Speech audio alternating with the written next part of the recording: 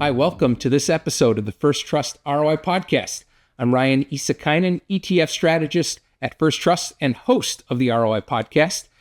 This is our first podcast episode of 2025. We had a wonderful time talking with a really insightful group of guests in 2024, many of whom will join us again in 2025. And we also look forward to joining some new guests joining us in the year ahead, starting with our second episode of 2025, when I'll be joined by Mandeep Singh from Bloomberg Intelligence. He's a senior technology analyst. We're going to talk about where technology is going to be taking us over the next several years. We're going to spend a little bit of time digging into artificial intelligence, what the state of that is today, and what we can expect going forward. For today's episode, I wanted to share some of our thoughts on the years ahead, 2025 and beyond, when it comes to some of the trends and investing themes that we're really paying close attention to at the outset of this year. And of course, I'm sure my conversation for our next episode with Mandeep Singh will help to augment some of those thoughts, because you certainly can't talk about investing themes without touching on the impact of artificial intelligence. This is already having a big impact on the way that companies and organizations allocate capital.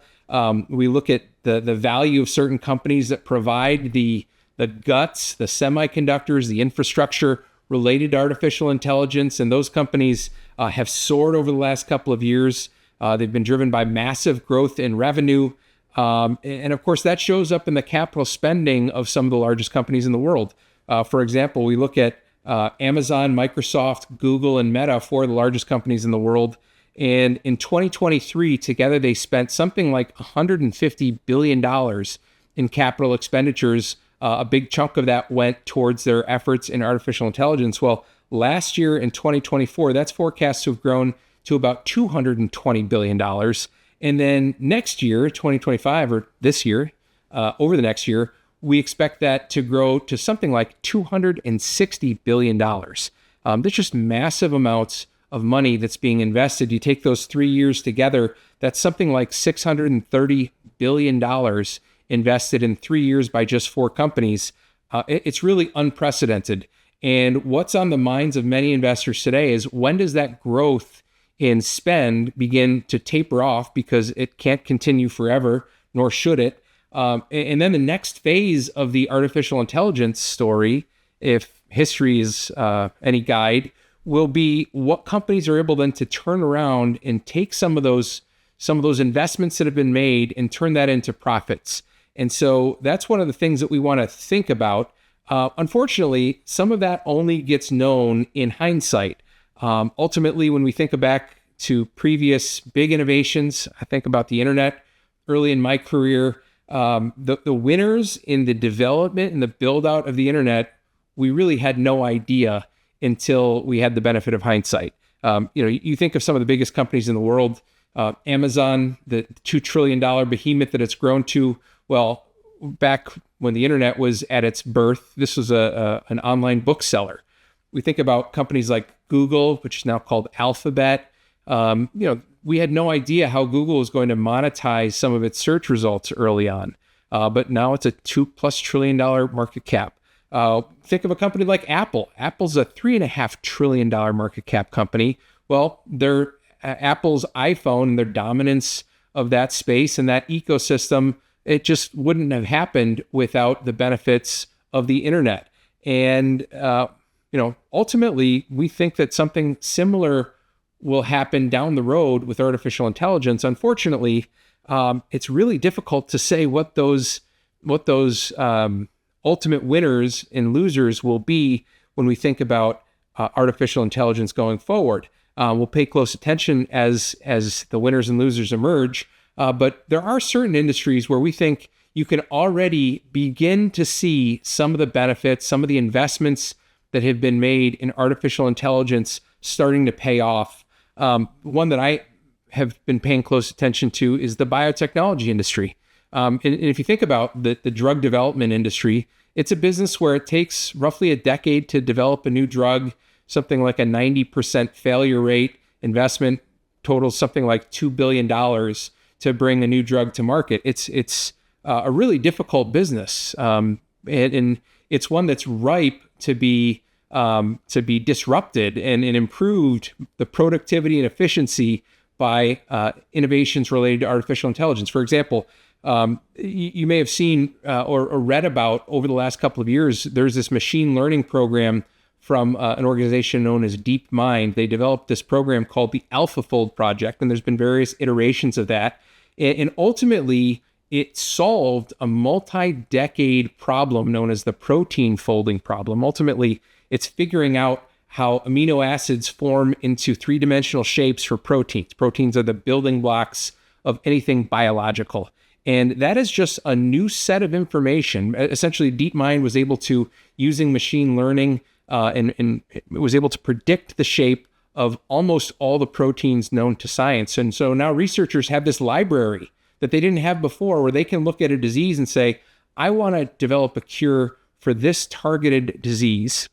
And I have a much better idea of some of the aspects of how the biology works within the human body. And that's a huge step forward. It doesn't ultimately create a cure, but what's really exciting now as you read about some of the ways that companies are implementing artificial intelligence is they're able to compound that knowledge by taking something like the AlphaFold library of proteins, and they're able to utilize artificial intelligence to develop new molecules to first off understand the disease, but then figure out how new molecules, whether that's sort of the small molecule treatments of the past or antibody treatments or proteins, how they'll then be able to bind to the cells causing disease.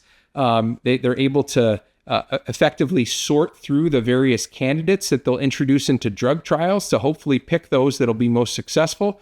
And they're also able to optimize for those that'll be most easily manufactured. And this is something that we did not have the capability of until very, very recently. And ultimately, I believe that this is one of the industries that we'll see over the next several years introducing new cures, new ways to treat diseases that we didn't have before as a result of artificial intelligence. There'll be other industries as well that we think will be disrupted by the inclusion, the utilization of these tools related to AI.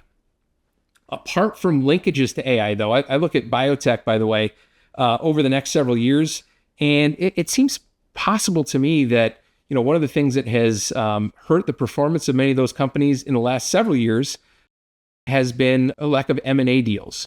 And industry consolidation going forward under the new administration, we think, is probably going to benefit those companies. And of course, you look at the incoming administration, they've got Vivek Ramaswamy, who has the ear of the president. What did he do before? Well, he was a biotech entrepreneur.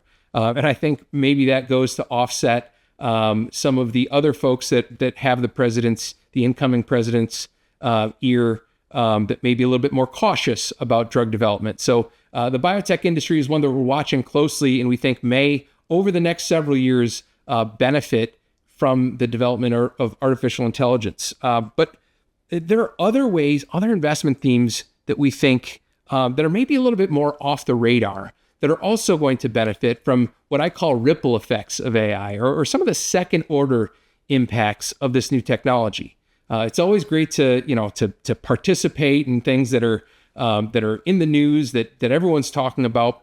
But I think there may be more opportunities in areas that are tied to that theme, but maybe not as directly as you would think. And one area that is becoming more popular to talk about, that we at First Trust have been very excited about for a long time, is the related power demand that is growing because of artificial intelligence. Growth in the expected demand for electricity, that's sort of what we would expect between now and 2029 over the next 5 years, is expected to triple what the expected growth rate was just a couple years ago. In other words, when we look at 2022 estimates from FERC, that's the Federal Energy Regulatory Commission, well, their 5-year growth rate projected when they made those forecasts back in 2022 over this next 5 years was about 3.6% growth. Doesn't seem like that much. And of course, if you look back over the last couple of decades, the growth in electricity demand has not been very strong. Things have gotten more efficient. There hasn't been a huge growth in demand for electricity. Well, they just released their 2024 estimates for that same 5-year period, and the increased expected growth rate went to about 12.5%. So from 3.6% to 12.5%. And again, that may seem small, but it's triple the rate of growth that was expected just a few years ago. And I certainly think that we could see further demand growth expectations when you think about things like data centers, which, AI data centers are a key vector of demand growth for electricity going forward, in addition to some of the others that we can talk about. But there was a report from Deloitte that was published near the end of last year that said that data center electricity demand growth is expected globally to top 1,000 terawatt hours by 2030. And that's more than double what the sort of consumption has been last year. And so that's a tremendous amount. To put that into context, when we think about how much electricity the nation of Japan consumed last year, or in 2023 is the most recent statistic we have, it was about 900 terawatt hours of power. So we're talking about more being consumed by data centers than all of the nation of Japan. It's a tremendous amount of demand for electricity growth. And of course, that doesn't even speak to trends related to cryptocurrency mining, trends related to electric vehicles, trends related to the sort of onshoring of manufacturing and build out of new factories. We expect the demand for electricity to soar over the next several years as a result of some of these new vectors of demand. Now, there's implications of that. I know who actually benefits if there's a lot more electricity demand. Well, first off, we think that power grids around the world are going to need massive amounts of investment. In fact, Bloomberg estimates that investments in power grids between now and 2050 are going to be somewhere around between $14 trillion and $23 trillion. And, I don't care if you're on the low end of that estimate, that is an enormous amount of capital spending that needs to be made in order to meet the demand growth for electricity over the next several decades. So companies that are providing the electrical components, the poles, the wires, the transformers, the other parts that you need to modernize a power grid to make it so electrons flow in two different directions, because let's face it, you've also got new sources of power production that have come online, the largest of which is solar and second is wind. Both are intermittent. They're more distributed. So you need to modernize the power grid in light of all of these areas. And as a result of that, we think you're going to need to make massive investments. And those are some of the sorts of companies that may benefit. Now, the second implication of that, in our opinion, is that power production has to also increase. So it's not just transporting power. You have to actually increase the amount of power that is being produced. And in order to do that, you have to actually increase the production from sources that haven't been planned. If we look, for example, at what has been planned over the next several years, the vast majority of new power production in the U.S. over the next 5 years is expected to come from solar power. That's in order to meet mandates. A lot of the power producing companies, they're happy to produce power via solar. Wind comes in second, natural gas comes in third. There's a massive amount of those that are expected to come online. However, there's a problem with that. And the problem is that if you're running a data center, you need to have access to power 24 hours a day, 7 days a week, 365 days a year. You can't have intermittency when it comes to running your data center. And so, you can make massive investments in batteries, but that adds cost. And so one of the trends that we see more and more of, especially in the fourth quarter of this year, is deals that were announced by some of the technology companies related to nuclear power. And this is a big development because not too long ago, nuclear power was not something that these companies were embracing. And so, for example, Microsoft and Constellation made an announcement that they were going to restart a reactor at 3 Mile Island to provide nuclear power. But guess what? Even that deal, they estimate that you won't have it online if everything goes well until about 2028 at the earliest. And of course, that's 3 years from now. And so we think about the more immediate demand for power because these companies are building out data centers as quickly as they can. And I'm not sure that even something like Constellation's selling of nuclear power by 2028 is going to satisfy some of that demand. But the reality is there's very few of those sorts of deals that are available to increase power production.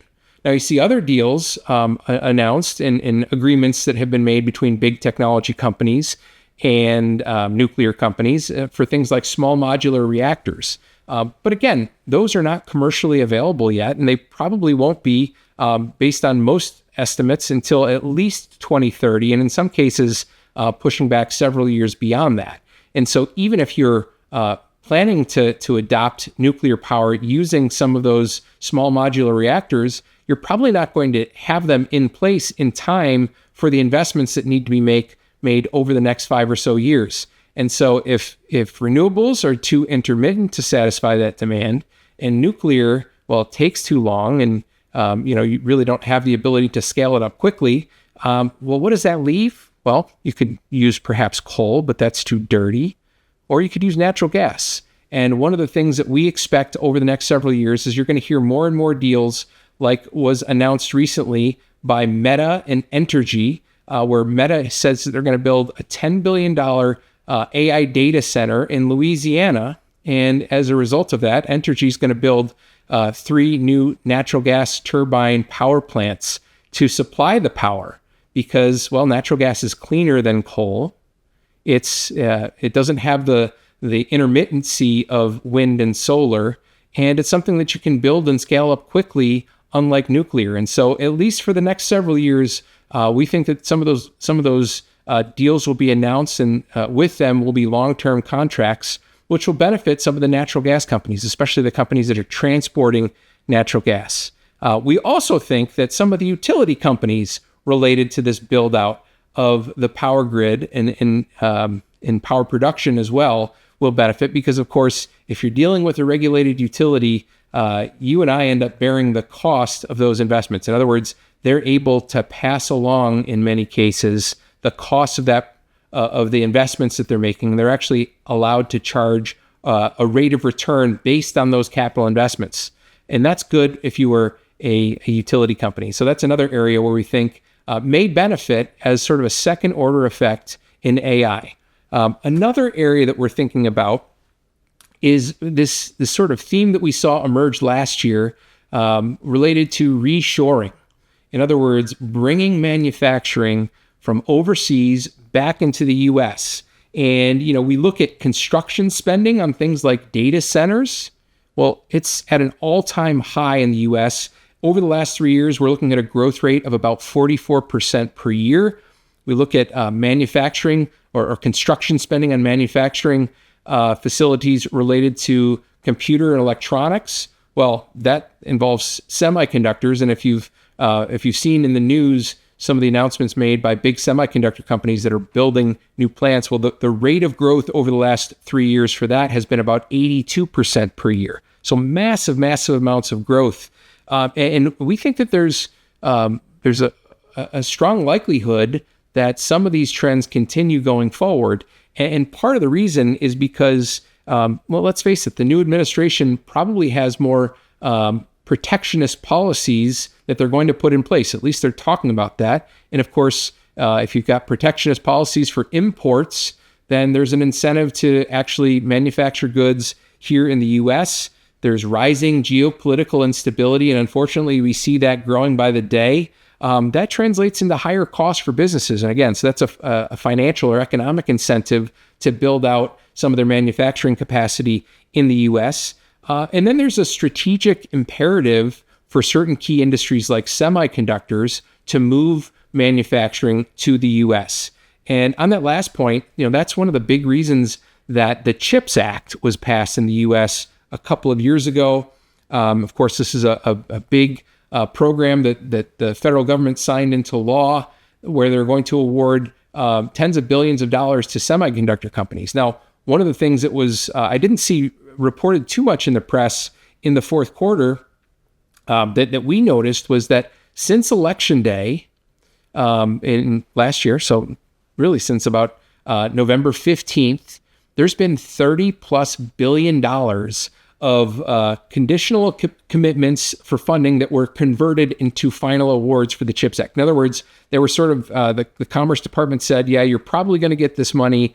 Well, they finalized those deals in the last month and a half because they want to make sure that they're in place and awarded before the next administration comes in. Now, setting aside whether it's good policy or not, we'll leave that to others to discuss. I know the Trump administration, Donald Trump has said things like maybe tariffs are a better way to incentivize chip manufacturers to manufacture or to build out their manufacturing capacity in the U.S.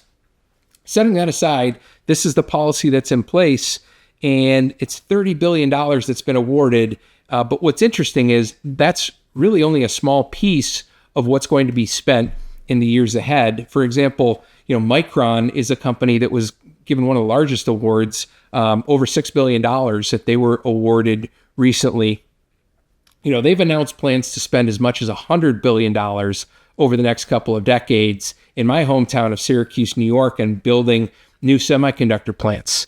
Now, it remains to be seen. Maybe it won't be $100 billion. Maybe it will be. None of us really knows what the future holds, but that is their stated intention. But here's another interesting part of that story. Micron in Syracuse made this announcement over 2 years ago, and they have yet to break ground in those plants. In fact, they say that optimistically, the earliest that they can do that is not until November of 2025, so towards the end of this year, and who knows, that could always get pushed back once again. And why that's important to me is that's one of many companies where they're in similar situations where some of the regulatory hurdles are in place that may actually start to get reduced in the year ahead under the new administration, but also it signals that there's a lot of money, that this spending that we've seen already is perhaps a drop in the bucket compared to what we're going to see as these large semiconductor companies continue to build out their manufacturing capacity in the U.S. And so, this is one of these long-term secular themes that we think will benefit from the ripple effects of AI. And of course, you say, well, who benefits from building big manufacturing facilities? Well, some of those companies related to construction and engineering and providing the site work and providing, the HVAC for those buildings. Some of those small manufacturers should really benefit from some of the build out in manufacturing capacity in the U.S. And so that's one of the areas that we're paying close attention to for 2025 and beyond, because we think this is off the beaten path. These are not themes that necessarily people are thinking of first when they think of artificial intelligence, but we do think that these companies may benefit as we think about the potential for growth in the years ahead. Now, there's no doubt to us that there will be plenty of surprises in 2025. That always happens. It's inevitable. We respond to those as we see them. We're prepared with a diversified portfolio. And fortunately, we're pleased to always work with financial professionals who have the best interests of their clients in mind and can help those clients through times that are uncertain, times that can sometimes be emotional.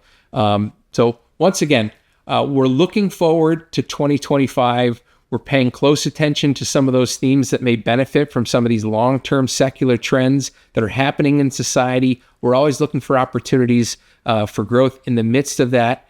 And I'm looking forward to 2025, especially because I have the opportunity to talk to some of the smartest people that I know, get their insights, and hopefully share them with you. So once again, thank you for joining us on this episode of the First Trust ROI podcast. We look forward to speaking with you throughout 2025 and hope you have a wonderful and prosperous year. Take care, everyone. We'll see you next time.